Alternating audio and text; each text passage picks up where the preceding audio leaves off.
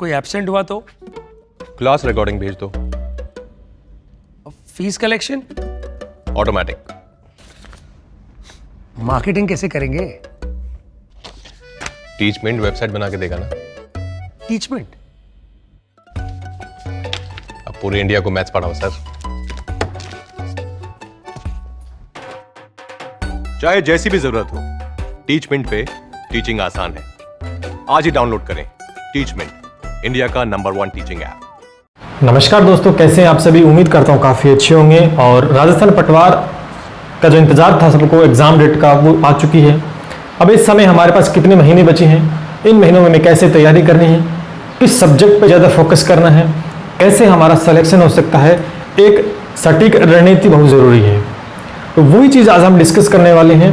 एक बेहतरीन रणनीति मैं आपको प्रोवाइड करवाऊंगा जिससे कि आप अपना सिलेक्शन है दोस्तों पक्का कर सकते हैं। आज इसी वीडियो में राजस्थान पटवार को क्रैक कैसे करना है इन 2.5 से 3 महीनों के अंदर, वो आज आपको मैं बताने वाला हूँ। तो वीडियो काफ़ी इन्फॉर्मेटिव है, तो लाइक कर दें, शेयर कर दें और सब्सक्राइब कर दें, जिससे कि आने वाले जो भी अपडेट हैं वो आपको दोस्तों मिलते रहे।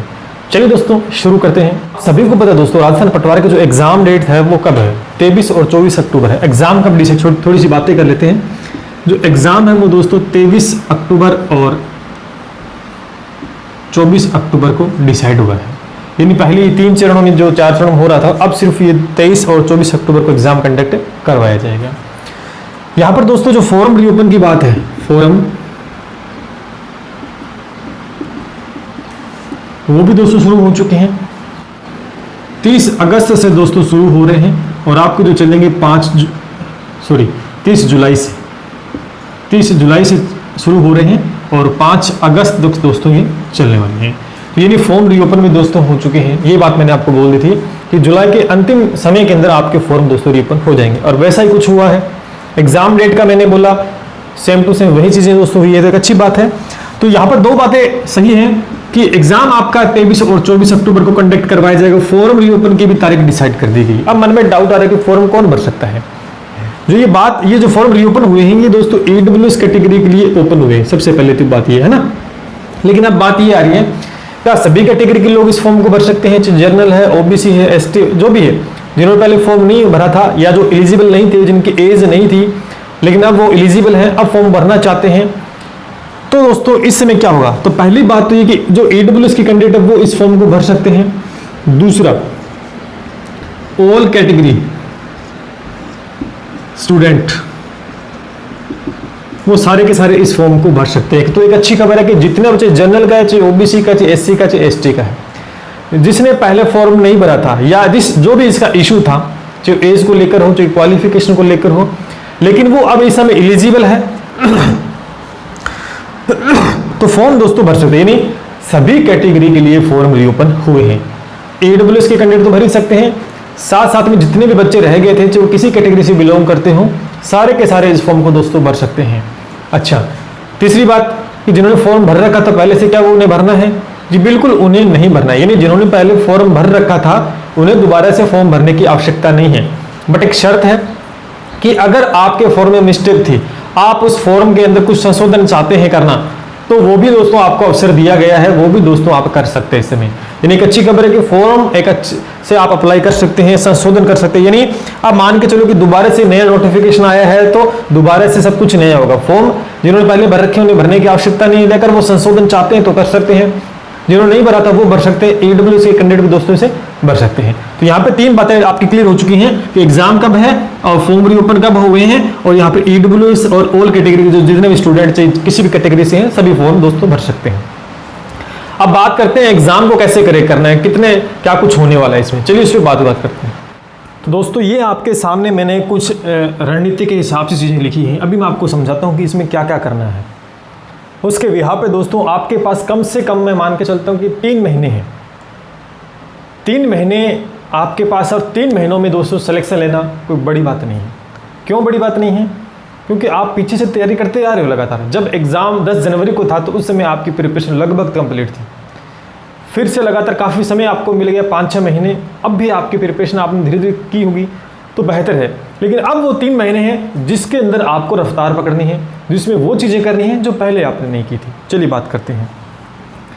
पहले बात कर लेते हैं सब्जेक्ट की। देखो आपके जो पटवार एग्जाम में सब्जेक्ट जो है वो दोस्तों इस तरीके से कि पहले पार्ट के अंदर आपका जनरल साइंस, इंडिया जीके और करंट जीके का है, जिसके से 38 क्वेश्चन आएंगे। कितने क्वेश्चन है? 38 है। और इसी तरीके से राजस्थान जीके के 30 प्रश्न आपको देखने को मिले, इंग्लिश और हिंदी दोनों मिला के 22 प्रश्न होंगे, रीजनिंग मैथ 45 प्रश्न होंगे, बेसिक कंप्यूटर के क्वेश्चन आपके 15 यानी 150 क्वेश्चन होंगे। 150 प्रश्न आपके पेपर में आएंगे और 300 नंबरों का पेपर होगा। यानी 150 प्रश्न का डबल अगर हम करते हो 300 बनता है, यानी एक प्रश्न 2 नंबर का होगा। एक प्रश्न 2 नंबर का होगा, तो यानी 300 जो आपके मार्क्स रहेंगे वो रहेंगे 300, यानी 300 दोस्तों आपको यहाँ पर नंबर होंगे और 150 प्रश्नों का पेपर होगा। अब सिलेक्शन पक्का करना है तो हमें क्या करना है? देखो दोस्तों, सबसे पहले जो सबसे पहला पार्ट है कि जर्नल साइंस, ये दोस्तों आप बेहतर कर सकते हैं। इन 3 महीनों में साइंस को आप अच्छे से कर सकते हैं, अच्छे से क्वेश्चंस की सीरीज एक लगा सकते हैं साइंस के लिए, तो बेटर रहेगी।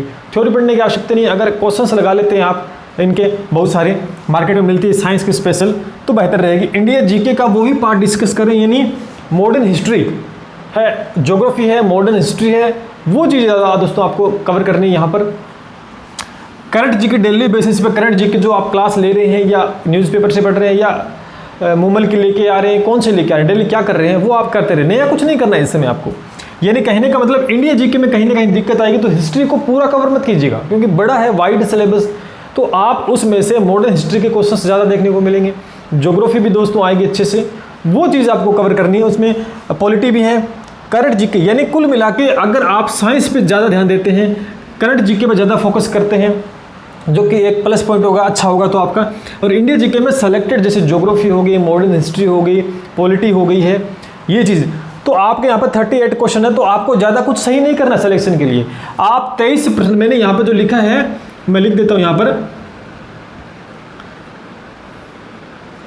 सफलता, आप इतने प्रश्न सही कर लेंगे तो सफलता मिल जाएगी। कैसे कि 38 क्वेश्चंस जो आपके हैं यहाँ पर 3 सब्जेक्ट मिलाकर हैं, तो आप आराम से दोस्तों 23 प्रश्नों तक पहुँच सकते हैं। 3 महीनों के अंदर ऐसे तैयारी करने, सेलेक्टेड आपको पढ़ना है। जो पहला पार्ट है ये बड़ा है थोड़ा सा, तब मैंने कहा कि साइंस पे ज़्यादा फोकस करना है, करंट जीके पे ज़्यादा फोकस करना है, फिर इंडिया जीके में आपको ज्योग्राफी है, मॉडर्न हिस्ट्री है, पॉलिटी, ये इन पे आप फोकस करना है। तो आपको 23 प्रश्न सही दोस्तों यहाँ पर करने होंगे। आप 22 करते हैं तो भी कोई बड़ी बात नहीं है, लेकिन 23 प्रश्न आपके सही होने चाहिए एक सिलेक्शन के लिए। जो एक जनरल कैटेगरी का बंदा है, मैं उसकी बात कर रहा हूँ, नीचे आप जाओगे तो और ही बेहतर होगा, जो SC ST उनके लिए उनके फायदा, लेकिन आप एक बड़ा स्कोर लेके चलो। इन 23 प्रश्न आपको सही करने। उसके बाद में ये जो इंपॉर्टेंट है पार्ट, इसको मैं स्टार कर देता हूँ, जो कि हम लगातार पढ़ते आ रहे हैं हर भर्ती परीक्षा के लिए, राजस्थान जीके, इसके 30 प्रश्न आएंगे। राजस्थान जीके में दोस्तों आपको कवर करना है, और लगभग मैंने राजस्थान जीके की कंप्लीट सिलेबस आपको करवा दिया, थ्योरी का पार्ट मैंने करवा दिया है, क्वेश्चन की टेस्ट सीरीज चल रही है, उसे भी दोस्तों आप ज्वाइन कर सकते हैं।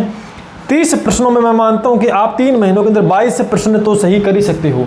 22 प्रश्न तो आप दोस्तों सही कर ही सकते हो। यहाँ पर 23 प्रश्न, यहाँ पर 22 प्रश्न दोस्तों आप आराम से सही कर सकते हो। इतनी आपकी तैयारी होनी चाहिए।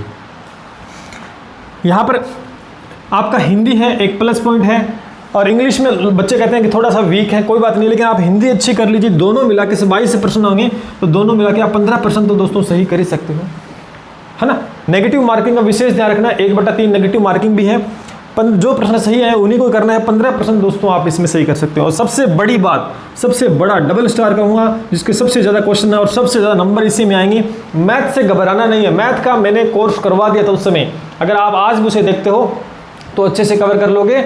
अगर आप चाहते हो दोबारा से टेस्ट अगर चलाया जाए मैथ के लिए तो बता देना, करवा देंगे। रीजनिंग के ज़्यादा प्रश्न देखने को मिलेंगे, मैथ के ज़्यादा, इन्हें कुल मिला के मान के चलो कि दोनों का पार्ट ठीक रहने वाला, ज़्यादा नहीं। लेकिन मैथ है, इतनी हार्ड नहीं आएगी। बेसिक न्यूमेरिक एफिशिएंसी के क्वेश्चंस दोस्तों पूछे जाएंगे, ज़्यादा हार्ड लेवल पे मैथ नहीं। कि पटवार में मैथ का पोर्शन जो लेवल है वो घटा दिया गया है। पहले मैथ काफ़ी ज़्यादा दोस्तों आती थी, भयंकर तरीके से क्वेश्चन आते, लेकिन अब मैथ का बेसिक कंसेप्ट ही आपसे पूछा जाएगा, तो वो डर दोस्तों आपका खत्म हो चुका है। और 45 क्वेश्चन में से मैं तो ये मानता हूँ कि रीजनिंग और मैथ अच्छे से कवर कर लेते हो तो आप 40 से प्लस क्वेश्चन सही कर सकते हो। लेकिन मैंने आपको टारगेट देके 36 क्वेश्चन तो आपके सही होने ही चाहिए, 36 क्वेश्चन आपके सही होने चाहिए। और बेसिक कंप्यूटर ये भी एक स्टार कर देता हूँ, ये भी प्लस पॉइंट है। कंप्यूटर के अंदर क्वेश्चंस लगाइए, थ्योरी पढ़िए, 3 महीनों में कंप्यूटर को इतना रट लीजिए कि 15 में से 15 तो आप नहीं सही कर पाओगे, लेकिन 15 में से 10 प्रश्न तो आप सही कर पाओ। ज़्यादा आपके ऊपर लोड नहीं दे रहा, 10 प्रश्न आप सही कर सकते हो और अमूमन बच्चे करेंगे 10 प्रश्न। अब देखो ये बिल्कुल छोटा सा टारगेट मैंने आपको दिया सिलेक्शन के लिए, लेकिन ये टारगेट छोटा, लेकिन आप देखेंगे कुल मिला के जो सफलता के जो प्रश्न आपको सही करने वो 106 प्रश्न है। 106 प्रश्न बनते हैं, 150 में से 106 प्रश्न अगर आप सही करते हैं और 106 प्रश्न का डबल जब हम कर देते हैं तो कितना बनता है। देखो यहाँ पर मैं लिख देता हूँ थोड़ा बॉक्स बनाकर, अभी सिलेक्शन हम आपका तय कर देते हैं कि 106 को जब मैं 2 से मल्टीपल करूँगा तो कितने आएंगे, 212, यानी 212 नंबर दोस्तों आपके आ जाएंगे अगर 106 प्रश्न सही करते हैं। और 300 में से 212 नंबर तो आपके आगे भी, 300 में से यहाँ पर यानी 212 जो नंबर आए हैं वो 300 में से आए हैं आपके। अब आप देख सकते हैं इसका परसेंट जब हम निकालते हैं 0 से 0 तो 7 ये 21 हो गया है, तो 70.66% आपका निकलेगा। ये लीजिए दोस्तों एक सिलेक्शन मैंने आपको दे दिया जनरल कैटेगरी का, 70.66 आपके नंबर अगर बनते हैं प्रतिशत में यहाँ पर, तो सिलेक्शन दोस्तों कोई नहीं रोक सकता है। सिलेक्शन है कोई दोस्तों रोक नहीं सकता है। ये एक आपका टारगेट है इस समय सिलेक्शन के लिए। मैंने बता दिया कि सबसे ज़्यादा जो फोकस आपको करना है रीजनिंग मैथ पे करना है, सबसे ज़्यादा प्रश्न सही कर पाओ, कंप्यूटर पे ज़्यादा फोकस करना है, यानी जो कम आपको ध्यान में देना है इस पार्ट के अंदर आपको सेलेक्टेड चीज़ ही पढ़नी है, सेलेक्टेड चीज़ ही दोस्तों पढ़नी है आपको।